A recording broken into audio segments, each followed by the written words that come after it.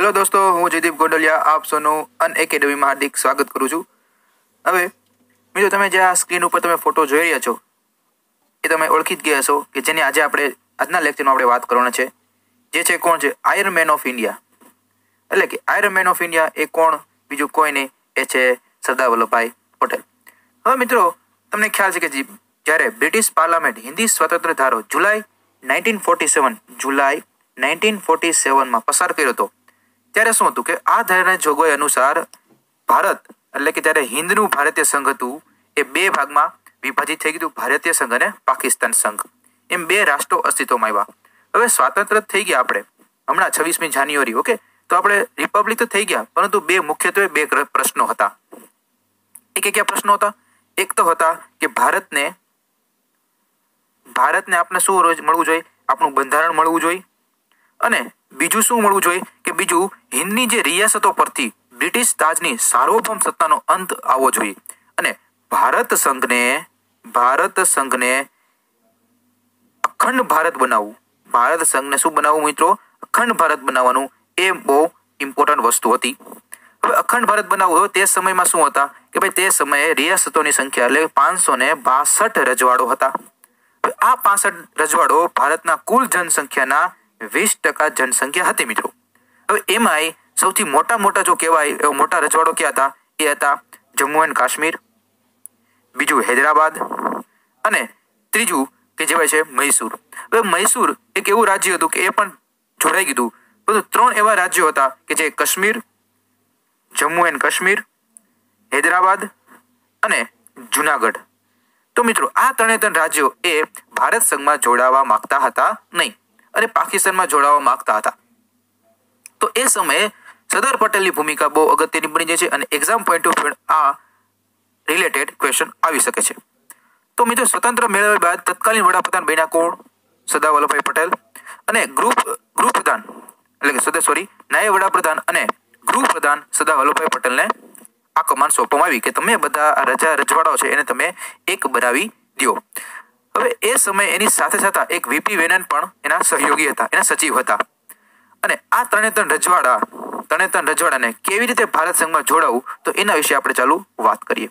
સો પણ તમે જોઈએ છો જુનાગઢ, હૈદરાબાદ અને પૃથ્વીનો જો સ્વર્ગ કહેવાય એવું કાશ્મીર. તો મિત્રો, સ્ટાર્ટ કરીએ જુનાગઢ. તો જુનાગઢને કેવી રીતે સરદાર વલ્લભભાઈ પટેલ અને વીપી મેનને ભારત સંઘમાં જોડ્યું? હવે મિત્રો જોઈ લે કે જુનાગઢ છે એ ક્યાં આવ્યું છે? સૌરાષ્ટ્રમાં આવેલું છે, એટલે કે ગુજરાતમાં આવેલું છે. એનો નવાબ કોણ હતો? મોહમ્મદ ખાન. પોતાના રાજ્યને છે એ પાકિસ્તાનમાં જોડાવા માંગતો હતો, એટલે કે જુનાગઢ છે એને પાકિસ્તાનમાં જોડાવા માંગતો હતો. અને મોહમ્મદ ખાને છે એના સલાહ આપનાર કોણ હતું? શાહનવાઝ ભુટ્ટો. પાકિસ્તાને તો મંજૂરી આપી દીધી કે કાંઈ વાંધો નહીં, તમે અમારી સાથે આવી જાઓ. પણ જે જુનાગઢમાં રહેતા લોકો છે એ નહોતા જવા માંગતા કે અમારે પાકિસ્તાનમાં નથી જવું, અમારે ભારતમાં જ રોકાવું છે. તો એની માટે કે બાબી વંશના એક રાજા હતા, બાબી વંશના નવાબ એ કોણ? મોહમ્મદ ખાન. અને પ્રજા કેવી હતી? હિન્દુ. અને નવા પાકિસ્તાન સાથે જોડાવાની ઈચ્છા હતી કોની? બાબી વંશના રાજાની. પરંતુ જે લોકો છે એ લોકોએ ભેગા થઈ એક બેઠક બેઠી અને એને આઝાદ રચ્યું હતું, એટલે કે ભારત સંઘમાં જોડાવતું જુનાગઢને. એ લોકોએ જુનાગઢના નાગરિકોએ એક સંઘ ચાલુ કર્યો, એક હકુમત ચાલુ કરી. એને નામ છે આરજી હકુમત. આરજી હકુમતની આગેવાની જો લેલાણ હતો એ કોણ હતા? શામળદાસ ગાંધી. યાદ રાખજો, આરજી હકુમતના જે આગેવાન નેતા હતા એ હતા શામળદાસ ગાંધી. શામળદાસ ગાંધીએ શું કર્યું કે ભાઈ બધા લોકોને ભેગા કર્યા અને બધા સમજાવ્યા કે ભાઈ આવી રીતે આપણે છે સરકાર બનાવી છે અને તમે અમારી સાથે જોડાઓ. તો મિત્રો યાદ રાખજો કે શામળદાસ ગાંધીએ ભેગા થઈ લોકોને અલગ અલગ સરકાર બનાવી. એમાં શામળદાસ ગાંધી એ વડાપ્રધાન બન્યા. પછી ખેતાણી છે દુર્લભદાસ ખેતાણી, એ જે છે એ નાયબ વડાપ્રધાન બન્યા, નાયબ પીએમ. પછી રતુભાઈ અદાણી, બહુ ફેમસ રતુભાઈ અદાણી, એ હતા સરસેનાપતિ.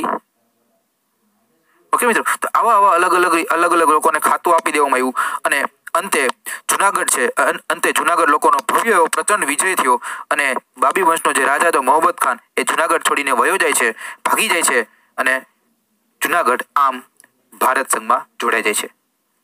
ઓકે, પછી છે હૈદરાબાદ. તો હૈદરાબાદને સરદાર વલ્લભભાઈ પટેલ અને વીપી મેનનની શું હતી એની પ્રક્રિયા એ સમજીએ. દક્ષિણ ભારતમાં આવેલ હૈદરાબાદ રાજ્યના નિઝામ પોતાના રાજ્યને 15 ઓગસ્ટના રોજ સ્વતંત્ર કર્યું. એને તો જે નિઝામ હતા ઉસ્માન અલી, એને તો આઝાદ કર્યું. અમે આઝાદ, અમે કોઈ નથી ભારતમાં કઈ નથી પાકિસ્તાનમાં જોડવા માંગતા, અમે તો આઝાદ રહેવા માંગી છે. પરંતુ ભૌગોલિક સ્થિતિના આધારે ધ્યાનમાં લેતા ભારત સાથે જોડાવું જોઈએ. શું કામ કે હૈદરાબાદ છે એ તમે જો ભારતનો નકશો, ઓકે, તો ભારત અહીંયા કંઈક હૈદરાબાદ આવેલું છે. તો એ હૈદરાબાદને જો ભૌગોલિક સ્થિતિ જોઈએ તો પાકિસ્તાન તો ક્યાં, પાકિસ્તાન તો અહીંયા છે ને અહીંયા પૂર્વ પાકિસ્તાન, એ ઉત્તર પાકિસ્તાન, પશ્ચિમ પાકિસ્તાન, અહીંયા સાઈડ હૈદરાબાદ. હવે હૈદરાબાદને ભારતમાં જ રહેવું પડે ભૌગોલિક પરિસ્થિતિને જોઈએ તો એ મુજબ જોઈએ તો આવું રહેવું પસંદ ન પડે, સ્વતંત્ર રહેવાનું ન જોઈએ. નિઝામને બહુ સમજાવ્યો, મેનને સમજાવ્યા અને સરદાર વલ્લભભાઈ પટેલે સમજાવ્યા, પણ 9 મહિના પછી શું કર્યું? 18 સપ્ટેમ્બર, ક્યારે 18 સપ્ટેમ્બર ને 1948ના લીધે પછી શું કર્યું કે ભાઈ ભારત સરકારે પોલીસ પગલું ભરીને હૈદરાબાદને ભારત સંઘમાં જોડી દીધું. અને એમાં આપણા ગુજરાતી એવા સાહિત્યકાર કે જે કનૈયાલાલ માણેકલાલ મુનશી એની મહત્વની ભૂમિકા ભજવેલી છે. તો મિત્રો આવી રીતે હૈદરાબાદને પણ ભારત સંઘમાં જોડાઈ દીધું. ઓકે, સમજો. એમાં જેના આગેવાની હેઠળ એક કોણ હતા? જનરલ ચૌધરી. જે પોલીસ પગલું ભર્યું હતું એમાં જે જનરલ હતા એ કોણ હતા? જનરલ ચૌધરીની આગેવાની હેઠળ. હવે જોઈએ કાશ્મીર સ્વતંત્ર થઈ ગયો. હવે તો આપણે તો કાશ્મીરના મહારાજા કોણ હતા? હરિસિંહ ડોગરા. રાજા કોણ હતા? હરિસિંહ ડોગરા. એ પણ સ્વતંત્ર રહેવા માંગતા હતા કે મારે ક્યાંય નથી જવું, મારે પાકિસ્તાનમાં ને મારે ભારત, મારે તો પોતાનું રાજ્ય ચલાવવું છે, મારે એક પોતાનો દેશ બનાવવો છે, એવું એને કહેતું હતું. પરંતુ પછી શું થયું? ભારત સાથેના જોડાણ વખત પર સહી કરેલી હતી નહીં. આ દરમિયાન કાશ્મીર પોતાની સાથે જોડાઈ જાય તે માટે પાકિસ્તાને કાશ્મીર પર આક્રમણ કર્યું. પાકિસ્તાન લોકોએ શું કર્યું કે ભારત ઉપર એને કાશ્મીર ઉપર આક્રમણ કર્યું. કાશ્મીરના રાજા હરિસિંહે શું કર્યું? ભારતને લોકોને ભારતના જ્યારે વડાપ્રધાન કોણ? જવાહરલાલ નહેરુ અને પીએમ અને નાયબ વડાપ્રધાન સરદાર વલ્લભભાઈ પટેલ એને કીધું કે ભાઈ પાકિસ્તાન લોકોએ આક્રમણ કર્યું છે તો હવે શું કરું? તમે અમને હેલ્પ કરો. પણ તો સરદાર વલ્લભભાઈ પટેલે કીધું કાંઈ વાંધો નહીં. સરદારે કીધું કે કાંઈ વાંધો નહીં, અમે તમને હેલ્પ કરશું. એક શરત. શું શરત? કે તમે લોકો અમારા ભારત સંઘમાં જોડાઈ જાઓ તો અમે તમને આર્મી આપી અને તમે યુદ્ધ કરી શકો. તો તરત ને તરત હરિસિંહ છે એ રાજા હરિસિંહ એ સ્વતંત્ર ફટાફટ તાબડતોબ જોડાણ વખત એને સાઈન કરી નાખી. શું કરી નાખી? એને જોડાણ વખત સાઈન કરી નાખી. અને ભારતે પાકિસ્તાન વિરુદ્ધ સંયુક્ત રાષ્ટ્રોની સલામતીમાં સમિતિમાં ફરિયાદ કરી અને સલામતી સમિતિએ યુદ્ધ વિરામ કરવાનું જણાવ્યું. આજે પણ આમ છે એ કાશ્મીર છે એ ભારત સંઘનો એક સંઘ એટલે કે એક ક્વેશ્ચન થઈ ગયો. હવે તમને ખબર જ છે પેલા જે 370ની કલમ નીકળી ગઈ છે તો હવે તો સાચી રીતે જો જમ્મુ કાશ્મીર છે એ ભારત સંઘનો એક પ્રશ્ન આવી ગયો છે, એટલે કે ભારત સંઘનો એક ભાગ થઈ ગયો છે મિત્રો. તો આવી રીતે મિત્રો તમે આપણે જોઈએ ફરીથી આપણે એકવાર જોઈ લઈએ કે ભાઈ આખું શોર્ટમાં આપણે સમજાઈ દઉં કે શું કે ભાઈ જો જુનાગઢ હતું તો જુનાગઢ છે એ કેવી રીતે? તો જુનાગઢ એ ભારત સંઘ એટલે કે સરદાર વલ્લભભાઈ પટેલ અને એને સમજાવીને કર્યું અને તે સમયે આરજી હુકુમતની રચના કરી. આરજી હુકુમતની રચના કરીને જે નવાબ હતો એ નવાબને હરાવ્યો અને નવાબને ભગાડ્યા. નીકળી જા ભાઈ ભારત સંઘમાં, જેને પ્રજાનો જીત્યો. પછી એવા હૈદરાબાદ. તો હૈદરાબાદમાં શું થયું? હૈદરાબાદના નિઝામને એને તત્કાલીન કર્યું કે તમે શું કરવું છે ભાઈ? ફોર્સફુલી કર્યું. ઓકે, હૈદરાબાદના નવાબ છે, હૈદરાબાદના નવાબને શું કર્યું? પોલીસની મદદથી આપણે એને લઈ લીધા. પોલીસની મદદથી શું આપણે લઈ લીધા? જ્યારે શું કર્યું? કાશ્મીર, જમ્મુ કાશ્મીરના શું થયું? જમ્મુ કાશ્મીરના પેલા કીધું કે તમે ભાઈ અવતારી હો મારી સંઘે ના પાડી. પછી જ્યારે ખબર પડી પાકિસ્તાની સેનાએ જમ્મુ કાશ્મીર આક્રમણ કર્યું તો હરિસિંહ છે એ ફટાફટ ક્યારે આવ્યા? ભારત પાસે આવ્યા અને ભારત પાસે હેલ્પ માંગી. તો ભારત લોકો કાંઈ વાંધો નહીં, અમે તમને હેલ્પ કરશું, પણ એક શરત. શું? અમે તમને આર્મી આપશું. શું શરત? કે ભાઈ તમે અમારી સાથે સાઇન કરી લો.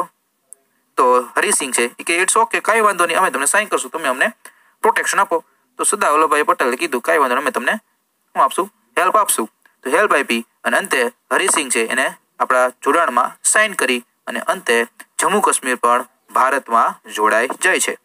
તો આવી રીતે જે 3 સળગતા ક્વેશ્ચન હતા, 3 સળગતા પ્રશ્નો હતા કે સરદાર વલ્લભભાઈ પટેલે મહત્વની જે ભૂમિકા કે જુનાગઢ, હૈદરાબાદ અને જમ્મુ કાશ્મીર આ ત્રણેને છે એ ભારત સંઘમાં જોડાઈને એક અખંડ ભારત સરદાર પટેલની એકીકરણ, ભારતના એકીકરણમાં મહત્વની ભૂમિકા આવી રીતે ભજવી છે.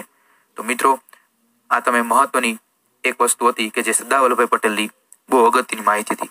તો સરદાર વલ્લભભાઈ પટેલ જે થોડુંક આમ પણ જાણી લઈએ, તેનો જન્મ ક્યાં થયો? 31 ઓક્ટોબર 1875 જન્મ થયો. 31 ઓક્ટોબર 1875. જન્મ સ્થળ નડિયાદમાં એનું જન્મ સ્થળ થયું, નડિયાદમાં, તે ગુજરાતમાં આવેલું છે. અને એના પિતાનું નામ શું હતું? એના પિતાનું નામ ઝવેરભાઈ, એની માતાનું નામ ઝવેરબા. ઓકે. એના 2 સંતાનો હતા, એકતા મણીબેન અને બીજો એક હતો એ તો ડાહિયાભાઈ. 2ના એક સંતાન હતા. અને એનું શિક્ષણ ક્યાં હતું? એનું શિક્ષણ કર્યું NK હાઈસ્કૂલ પેટલાદ અને લંડનમાં એને અભ્યાસ અને જોબ કરી હતી. તો મિત્રો અને સાથે સાથે ગુજરાત કેમ ભૂલાય? તો ગુજરાતમાં પણ એવો સત્યાગ્રહ કરેલો કે જે બારડોલી સત્યાગ્રહ બહુ ફેમસ છે. બારડોલી સત્યાગ્રહ. કે બારડોલી સત્યાગ્રહમાં પણ એમાં શું હતું કે બારડોલી સત્યાગ્રહમાં પણ એને આગેવાની નિભાવી છે. અને બારડોલી સત્યાગ્રહ સમયે જ બારડોલીના લોકોએ જ સરદારની ઉપાધિ આપી હતી. કોને? બારડોલીના લોકોએ તેમને સરદારની ઉપાધિ આપવામાં આવી હતી. મિત્રો એમાં શું હતું કે ભાઈ 1926માં જે જમીન છે, જમીન મહેસૂલ છે 30% વધારો કરી નાખ્યો. કેટલો? જમીન મહેસૂલમાં 30% વધારો કરી નાખ્યો. ખરેખર આવું હતું ક્યાંય નહીં.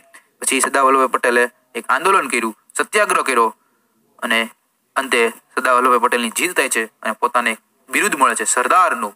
આવી રીતે બારડોલી સત્યાગ્રહ પણ એનો વિજય જાય છે. મિત્રો તો મિત્રો ગાંધીજી એવું કહે છે કે સમકાલીન ઇતિહાસનું સૌથી વિશેષ પાત્ર જો નોંધપાત્ર એકીકરણ કર્યું હોય એ હતા સરદાર વલ્લભભાઈ પટેલ. તો મિત્રો આજના લેક્ચરમાં આપણે ભારતના એકીકરણમાં સરદાર પટેલની ભૂમિકા જોઈ. એમાં 3 રજવાડા, જુનાગઢ, હૈદરાબાદ અને કાશ્મીર, એને આપણે જોયું કે જુનાગઢમાં બાબી વંશના નવાબ પ્રજા હિન્દુ નવા પાકિસ્તાન જવાની ઈચ્છા હતી, પરંતુ આઝી હકુમત નામે સામરદાસ ગાંધીની આગેવાની હેઠળ જીત થઈ. પછી હૈદરાબાદના નિઝામ ઉસ્માન અલી જનરલ ચૌધરીની આગેવાની હેઠળ પોલીસની મદદથી હૈદરાબાદ છે એને ભારત સંઘમાં જોડાઈ દીધું. કાશ્મીર રાજા હરિસિંહ સ્વતંત્ર રહેવા માંગતા હતા, પણ પાકિસ્તાને હુમલો કર્યો. પછી ભારતભાઈ કે હેલ્પ કરો. પછી કાંઈ હેલ્પ કરી. પછી આ કાશ્મીર પણ ભારત સંઘમાં જોડાઈ ગયું અને અંતે પ્રશ્નનો ઉકેલ થઈ ગયો. તો મિત્રો thank you for listening to. તો આવી રીતે મિત્રો તમે લેક્ચર જોયો. તો હવે પછી આપણે નેક્સ્ટ લેક્ચર છે એમાં આપણે જોવાનું છે ગાંધીજીની શું ભૂમિકા છે. સ્વતંત્ર આપણે થયા એમાં ગાંધીજીની ભૂમિકા શું રહી એ આપણે સમજવાનું છે. તો મિત્રો નેક્સ્ટ લેક્ચરમાં મળીએ. અને જો અનએકેડમી તમે ડાઉનલોડ ન કરી હોય તો એપ્લિકેશન પ્લે સ્ટોરમાંથી અનએકેડમી ડાઉનલોડ કરી નાખો, અનએકેડમી લર્નિંગ. અને તેથી એમાં પણ તમે મને સર્ચ કરી શકો છો જયદીપ ગોંડલિયા અને મને ફોલો કરી શકો છો. ઓકે મિત્રો, કોઈ પણ ડાઉટ હોય તમે કમેન્ટ બોક્સમાં લખી શકો છો. વધુ લોકોને શેર કરો અને લેક્ચર ગમ્યું હોય તો લાઈક કરો અને મને ફોલો અનએકેડમીમાં કરી શકો છો. ઓકે મિત્રો, ચલો bye, take care, see you soon.